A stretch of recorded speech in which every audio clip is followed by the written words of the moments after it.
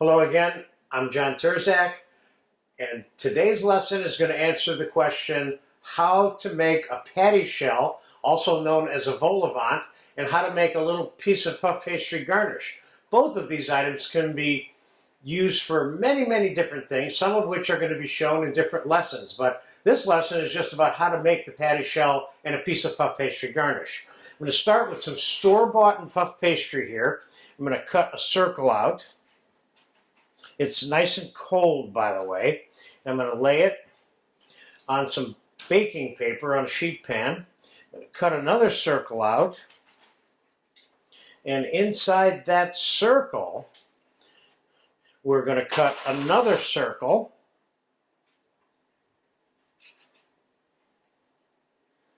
And inside that circle, we are going to place another small circle.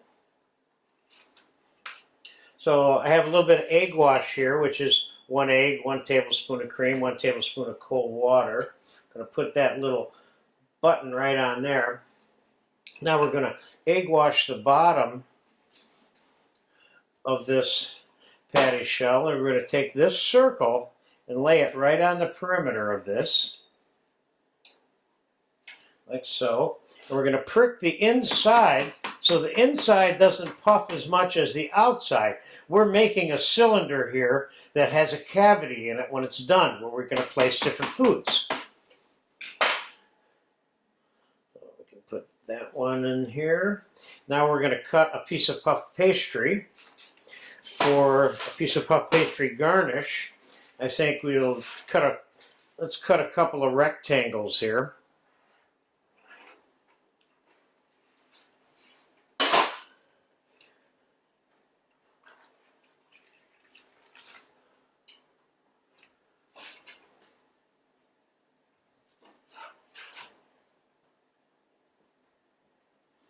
And let's place the rectangles on the baking sheet, like so. And let's do some scoring with the back of the knife on these puff pastry squares. First we'll do a small fine score in the center of this one. This is just for decoration. It doesn't have any relevant reason in terms of the puffing part. And then let's do, with the back of another knife, a larger lattice mark across the entire piece of pastry, like so. Being sure not to push in too hard because we don't want the pastry's puffing being retarded because we wanted it to look good. Now let's finish egg washing these. I'm going to bake these in a 400-degree oven.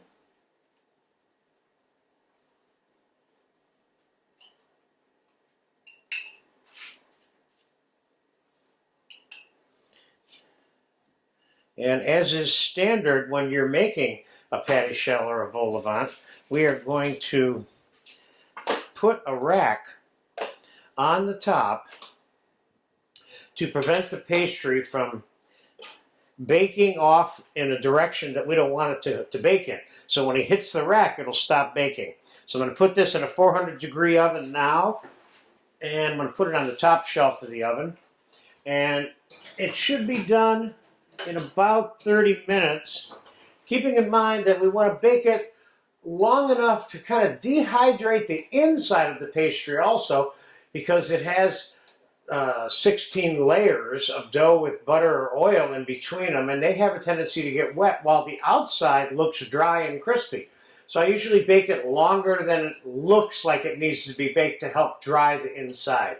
So we'll be back in about half an hour. Pastry has been baking for about 30 minutes and it's done. I could have taken it out 7-8 minutes ago when it was nice and brown, but I left it in a little bit longer, like I suggested to you, to dehydrate the inside a little bit. Okay, so you'll notice that the pastry in all three cases went to the rack. And in this case, there's even indentations from the rack on the top of the pastry. So it stopped the pastry in its tracks from rising, which is exactly what we wanted to do. And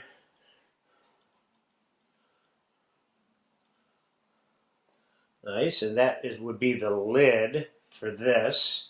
And there's a couple of nice little puff pastry garnishes that I will show you how to use in some other lessons. But with the vol au vent, typically what you do is this gets pushed down like so. And there's your cavity to put your, I think I'm using this one for some curried seafood ragu. And then when this puff pastry is full of its food and maybe spilling over or whatever, then the top with the lid, with the handle, goes on top of it on the plate. So there you have it. How to make a small patty shell, or vol au vent if you will, and some puff pastry garnishes. You will enjoy these if you get a chance to eat them with some of the other foods that we make in this course.